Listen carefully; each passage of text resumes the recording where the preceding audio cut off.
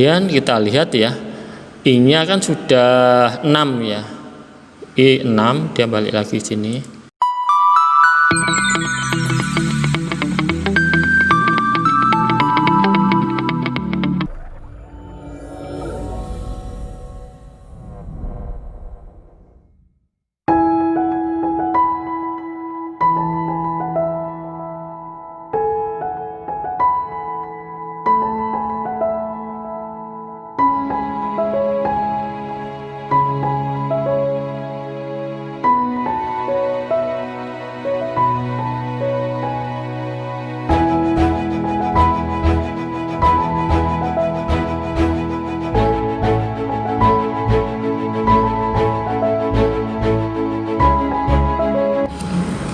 Baiklah, kita akan melajari lagi tentang simbol ya. Sebenarnya simbol itu ada banyak sekali ya. Di sini ada proses, data, start dan sebagainya. Di sini juga ada kontrol, transfer dan sebagainya. Namun untuk pemula, kita tidak usah melajari terlalu banyak ya. Yang biasa kita pakai adalah ini. Ini ada simbol terminal menunjukkan awal dan akhir daripada sebuah program. Simbolnya seperti ini. Kemudian ada simbol yang berbentuk seperti ini. Ini untuk input dan output. Jadi masukan variabel dan hasil dari proses ya. Kemudian ada simbol proses, simbol kondisi ya. Untuk proses ini memproses data, misalkan luas sama dengan panjang kali lebar dan sebagainya. Untuk kondisi ini berupa iya atau tidak ya. Misalkan I apakah lebih besar dari N. Nah, kalau iya apa yang harus dilakukan, kalau tidak apa yang harus dilakukan. Kemudian ada variabel atau konstanta di sini. Ini ada pemberian nilai ya. Misalkan A adalah bernilai 10 atau Pi bernilai 3,14. Nah, ini simbolnya nanti masuknya seperti ini. Kemudian ada simbol berupa lingkaran. Ini ada menghubungkan tapi dalam satu halaman ya. Kemudian ada penghubung yang lain, simbolnya seperti ini tapi halamannya berbeda. Kemudian yang terakhir ada sebuah garis. Di sini ada anak panah ya. Ini bertujuan menunjukkan ya aliran atau langkah atau mungkin kemana program selanjutnya yang dijalankan. Nah, makanya pakai garis. Oke, untuk praktek daripada flowchart saya memakai aplikasi yang namanya Raptor ya. Dan ini bisa di-download di link yang sudah saya sediakan di deskripsi. Oke, selanjutnya di sini saya akan mengenalkan untuk atas ini ada toolbar ya, namanya toolbar. Di sini sama seperti MS Word ya, ada new, open, save dan sebagainya. Kemudian di sini ini untuk execute ya, untuk perintah menjalankan program. Di sini ada pause untuk menghentikan, menghentikan sementara, sini untuk berhenti. Kemudian ini menjalankan step by step. Misalkan pertama start, diklik, kemudian jalankan flowchart berikutnya. Diklik lagi menjalankan berikutnya seperti itu. Di sini juga tes untuk servernya. Kemudian di sini ada toggle ya. Toggle ini berfungsi untuk kita akan berhenti di simbol flowchart yang mana ya. Misalkan berhenti di tengah sini, kita maka dikasih tanda, maka selama itu dijalankan dia akan berhenti di toggle yang ditentukan ya. Sebelum kita next ya dia akan berhenti di situ. Jadi perbedaan kalau yang ini nanti dijalankan step by step, kalau ini langsung dijalankan sampai dia menemukan N. Oke, mungkin langsung saja. Semisal kita ingin membuat flowchart menghitung luas persegi panjang ya. Menghitung luas persegi panjang. Tentunya di sini kita butuh variabel panjangnya itu berapa. Ya, di sini juga butuh lebarnya berapa. Ya, dari situ kita baru bisa menentukan luasnya. Ya, luasnya jadinya berapa ya dari hasil proses. Oke, selanjutnya sebelum kita bikin flowchart, saya jelaskan yang di sini dulu. Kalau yang ini tadi toolbar, di sini adalah simbol-simbol, kemudian di sini adalah watch window namanya, watch window. Jadi program itu sampai mana di sini nanti akan tertera hasilnya. Ya. Kemudian yang di sini adalah workspace. Workspace itu tempat kita bikin flowchart ya. Kembali ke sini, menghitung luas persegi panjang. Di sini kita perlu inputan sebanyak 2 ya. Panjangnya berapa, lebarnya berapa ya. Berarti kita ada 2 input. Caranya kita bisa drag di sini ya. Atau kita undo. Kita klik di sini. Kalau udah warna merah gini, berarti kita tinggal klik di sini. Setelah menunjukkan tangan, gambar tangan, kita klik. Nah, kita save dulu. Oke, L misalkan. Jadi untuk setiap membuka baru, usahakan langsung di save biar nggak muncul menu seperti tadi.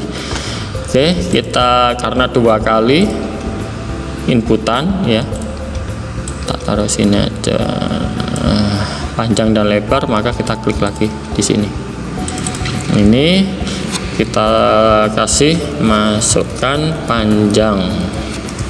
Ini kita kasih variabel panjang.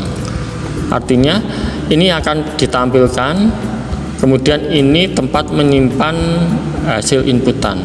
Ya, variabel panjang ini terserah nanti mau dikasih nama apa, misalkan P gitu saja juga boleh. Ini hasilnya seperti ini. Kemudian yang kedua juga sama, masukkan lebar. Ini misalkan kita kasih lebar. Nah, kita sudah punya 2 inputan, kemudian kita proses. Simbol proses adalah ini. Ingat diklik dulu, sudah warna merah baru di sini ya. Nah, klik 2 kali atau klik kanan edit sama saja. Di sini set itu adalah hasil dari penghitungan mau ditaruh di mana. Nah, gitu. Di sini kan ada variabel luas ya di sini ya. Maka di sini kita kasih luas. Nah, luas itu isinya apa? Atau hasil dari apa? Hasil dari panjang kali lebar. Nah, di sini ada tulisan merah. Ini adalah istilahnya rumus yang disediakan ya, atau variabel yang disediakan. Saya ulangi, misalkan saya nulis PA, nah di sini sudah tertulis di sini panjang karena dia mengenali sebelumnya yaitu variabel panjang dan variabel lebar. Maka di sini muncul tulisan panjang di sini. Panjang kali, ketika saya ketik LE, dia sudah muncul. Oh, yang ada itu lebar variabelnya ya, lebar. Oke. Nah, ini untuk proses sudah selesai, maka selanjutnya adalah output ya, output. Klik 2 kali atau klik kanan dan sebagainya. Di sini ada contoh untuk ini ya, untuk rumusnya. Diketik luasnya adalah D lagi plus tadi variabelnya luas ya, maka di sini luas. Nah, di sini juga muncul nih luas. Oke, ini sudah jadi. Untuk menjalankan ini yang step by step, kita lihat. Klik, dia ada highlight di sini di start, artinya program itu dimulai dari sini. Ketika kita klik lagi, dia melangkah selanjutnya di input yang masuk ke simbol input. Kita klik lagi, kita disuruh untuk memasukkan panjangnya berapa, misalkan 12. Oke, di sini langsung tertulis panjang 12. Artinya apa? Inputan angka 12 tadi langsung mengisi variabel panjang. Oke, masukkan lebar, misalkan lebarnya 16. Oke, di sini langsung muncul Setelah kita input tadi, dia akan muncul, oh lebarnya 16, oh panjangnya 12. Di sini masuk ke proses, klik, dia masuk ke flowchart selanjutnya. Di sini udah muncul ya. Klik selanjutnya, dia akan mencetak ya. Ini luasnya adalah 192. Nah, ini kalau step by step. Untuk yang play sama saja, kalau kita play dia akan otomatis langsung menuju ke N ya. Tapi kalau kita next, ini akan satu persatu ya. Kita coba. Oke, misalkan 34 55 ya, otomatis ya langsung 187. Ini untuk penghitungan contoh penghitungan luas persegi panjang. Kemudian kita bisa untuk contoh matematika ya. Misalkan ini saya cari. Oke, di sini ada, lihat ini ada C sama dengan akar X1 X2 min X1 dan sebagainya. Kita lihat di sini C itu berapa. Kita lihat variabel yang ada X1, X2, Y1, Y2 ya. Kita butuh untuk 4 inputan berarti di sini ya. Kita bikin baru ya, biar tidak muncul menu kayak tadi, kita langsung simpan saja, misalkan dengan K ya. Di sini kita butuh inputan X1, input berarti ini ya, 1 karena itu ada 4, 2, 3, 4 ya. Kita langsung saja, berapa X1, kita simpan di X1 dan ini sama berapa X2, kemudian X2, enter. Ini berapa Y1, ini kita Y1, kemudian mana nih, berapa Y2, simpan di variabel Y2. Oke, kita sudah ada 4 inputan di sini. Selanjutnya kita proses ya, proses. Oke, karena di sini ada C, hasil dari penghitungan itu dimasukkan ke C, maka di sini ke set ke C. Nah, rumusnya apa? Rumusnya ini akar dari X2 min X1 dan sebagainya. Maka kita bisa taruh di sini rumusnya. Untuk rumus akar itu bagaimana dan sebagainya bisa cari di help sini ya, menu help, nanti cari aja. Ini saya hapus dulu help. Nah, ini ada help di sini kalau nggak salah, nah sini ya, sini banyak ya. Nah, ini kita bisa cari di sini rumus akar itu apa sih. Nah, di sini cari ya, tentunya banyak sekali. Kita langsung saja ke sini, kita tadi set ke C. Untuk akar itu SVR. Nah, lihat ini di sini sudah ada SVRT, itu artinya akar ya. Di sini kurung buka X2 min X1 kurung tutup. Di sini ada pangkat 2 ya, pangkat itu kodenya ini, pangkat 2 ditambah kurung buka Y2 min Y1 kurung tutup pangkat lagi ya, pangkat 2 kurung tutup. Nah, ini seperti ini done. Oke, setelah rumusnya selesai, kita selanjutnya di output ya, output. Nah, ini ada rumusnya lagi. Nilai C adalah ya, plus C ya. dan oke, kita jalankan. X1 nya misalkan 1, X2 nya 2, Y1 nya 3, Y2 nya 4 misalkan. Nah, ini akan muncul ya. Nah, ini nilai di sini. Oke, itu untuk contoh matematika ya. Kemudian kita yang ini sudah input output otomatis sudah, selection kita menggunakan logika ya.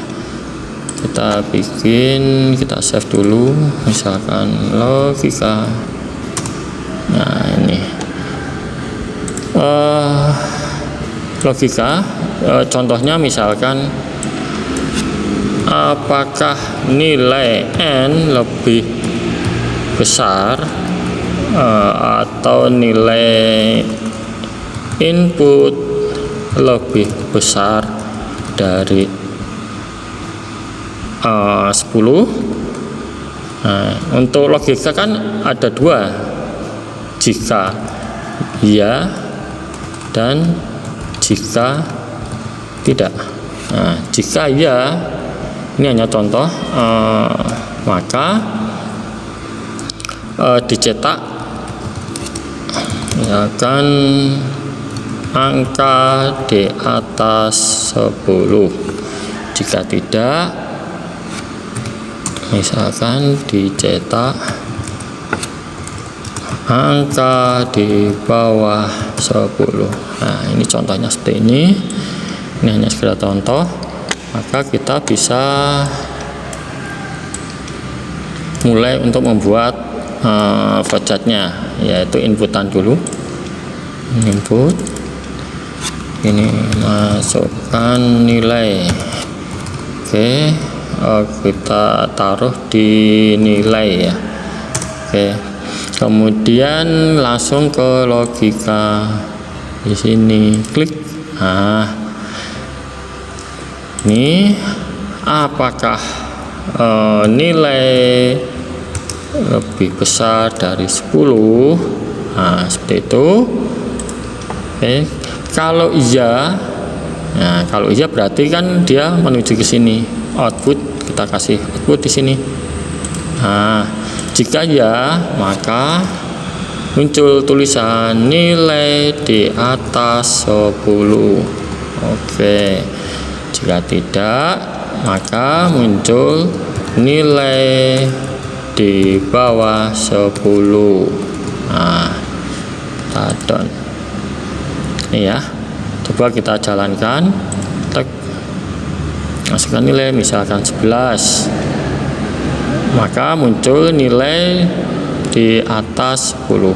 Kita ulangi, kita masukkan angka 3, maka muncul nilai di bawah 10. Ini adalah contoh untuk logika. Selanjutnya untuk ini ya, call dulu ya. Call itu artinya kita bisa memanggil ke halaman lain ya. Untuk bikin lagi, kita di sini ada add subcard ya. Oke, kita kasih nama misalkan ABC. Nah, ini misalkan kita menggunakan nama ABC, kita oke. Nah, di sini sudah muncul tab ABC ya. Misalkan ini kita akan pindahkan ya. Jadi fungsi add subcard itu jika flowchart itu terlalu banyak ya, hingga sampai bawah nggak muat, bahkan sampai kita harus mengecilkan resolusi. Nah, itu solusinya kita bisa pindah ke halaman lain. Ini contoh yang sedikit ya, contoh yang kecil. Kita misalkan saya mau menghilangkan ini, saya pindah ke halaman lain ya. Ini kita bisa cut. Nah, kita bisa sini, kita bisa paste di sini. Nah, jadi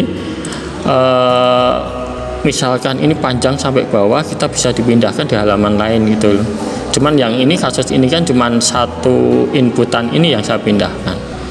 Ya, di sini karena sudah saya pindahkan ke halaman lain, kita harus manggil call di sini. Nah, artinya ketika habis start dia akan manggil ke halaman ini, halaman atau ke subcard berikutnya ya. Ini caranya manggil, namanya ABC, kita klik 2 kali, kita ketik ABC di sini, kita down ya, kita jalankan. Nah, misalkan 13 ya, ya, N di atas nilai 10 ya. Jadi kita ulangi lagi, start, mulai dari start, kemudian dia manggil ya, masukkan oke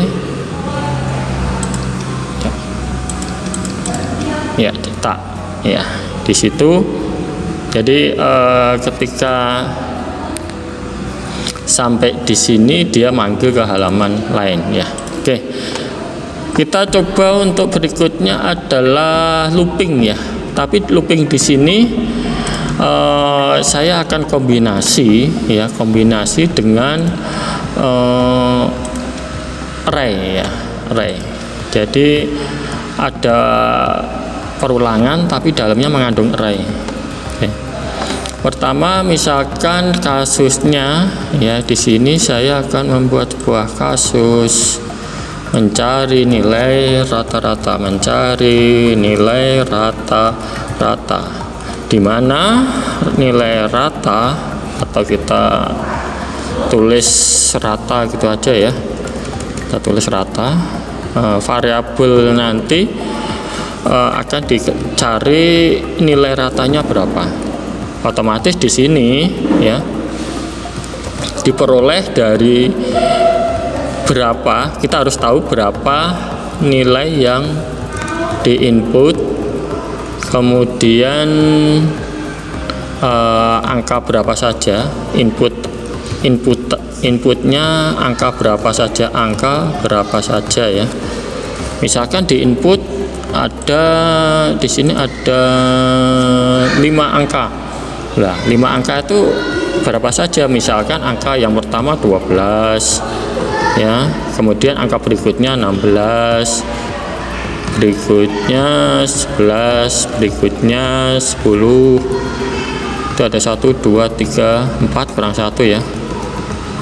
Ini ada 13 misalkan. Dari sini didapat ya, didapat rata kan sama dengan 12 ya, 12 ditambah 16 ditambah 11 ditambah 10 ditambah 13, ini kan dibagi jumlah yang diinput. Nah, jumlah 5, maka akan didapat rata-ratanya berapa ya. Ini ya gambarannya seperti ini. Maka kita di sini ya membuat untuk flowchartnya ya. Oke, yang pertama adalah memberikan array dulu. Nah, array. Oke, arraynya kita misalkan huruf A ya, arraynya 10 misalkan. 10 ini maksudnya jumlah inputan bisa sampai 10. Kalau ya misalkan ini ada 5 ya bisa 5 bisa ya, karena jumlah totalnya arraynya ada 10 misalkan. Dikasih 20, 30, 40 boleh sembarang. Kalau kita ingin membatasi sampai 5 ya berarti A5 di sini ya.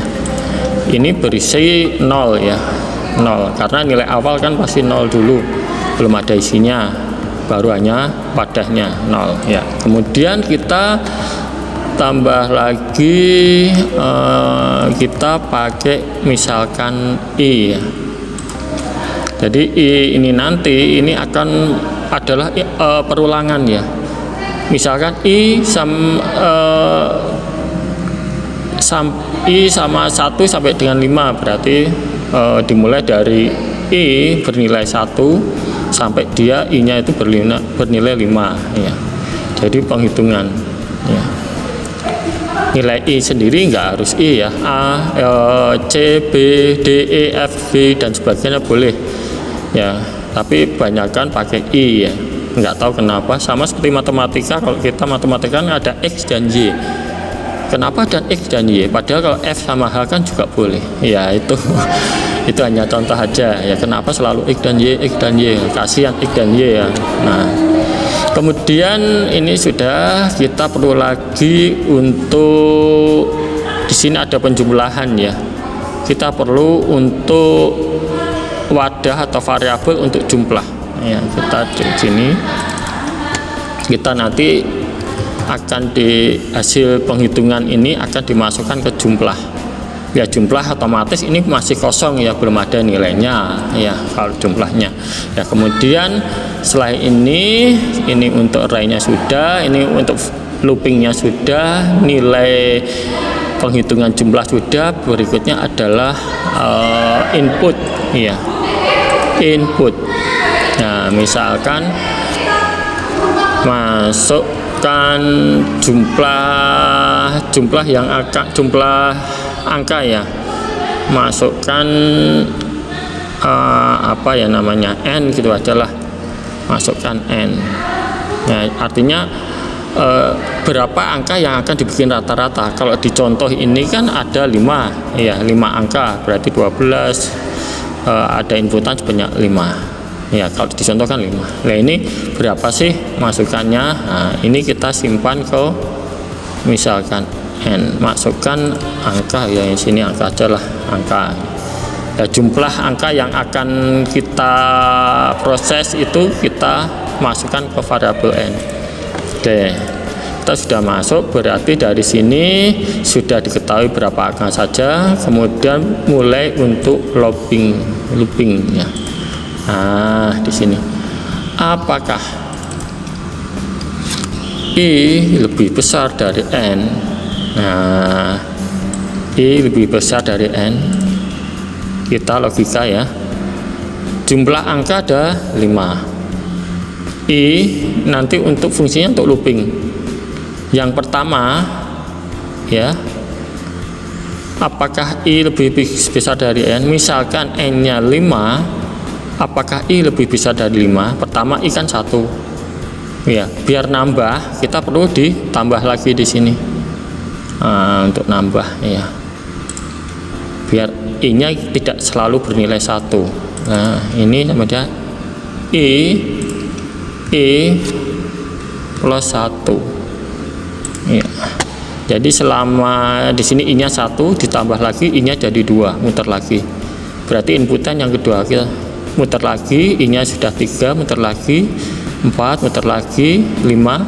Setelah muter lagi kok 6, berarti dia tidak ke bawah tapi langsung mencetak di sini nantinya. Berarti di sini perlu ada inputan ya, inputan untuk array ini sendiri. Nilai A yang pertama atau array yang pertama itu berapa ya, berarti ada inputan di sini. Nah, set ke nanti ke A berapa sih ini? Oh ya, A ke I. Kalau yang pertama kali berarti A nya 1 ya.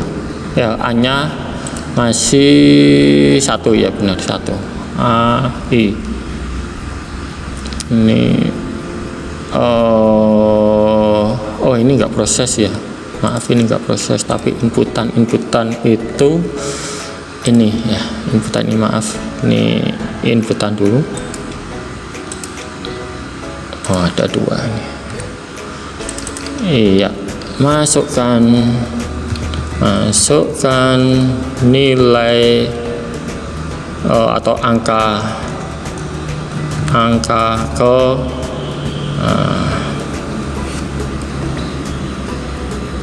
angka ini. Kemudian di sini ada A1. Jadi pertama kali nanti masuk, atau ini kita kasih di sini plus ya, bisa enggak ya, plus I. Oke, nanti masukkan angka pertama ya. I-nya berarti masih 1 ya, dia masukkan ke array ke pertama. Kemudian di sini ada penjumlahan ya. Ketika A pertama 12, nanti akan ditambahkan 16, angka kedua ditambahkan 11 dan sebagainya. Berarti ada penjumlahan di sini.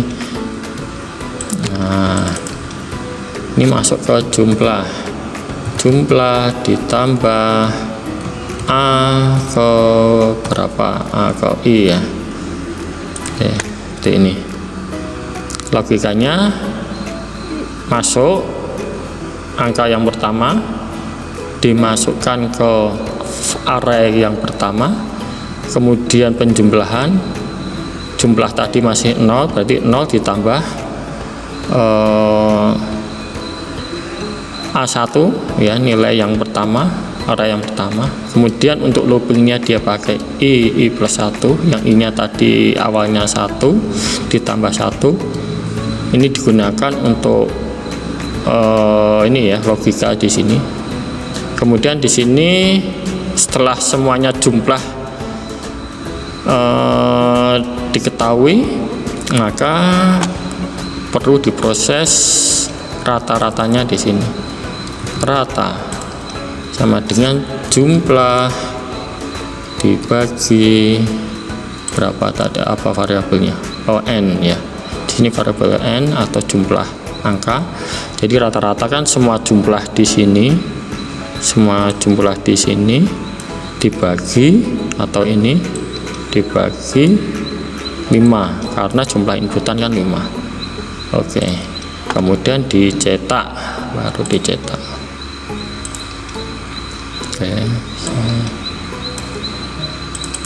Oke, berikut dicetak. Jadi rata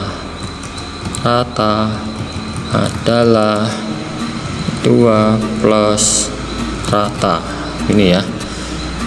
Oke, ini sudah jadi. Kita coba satu-satu ya. Oke, start dulu.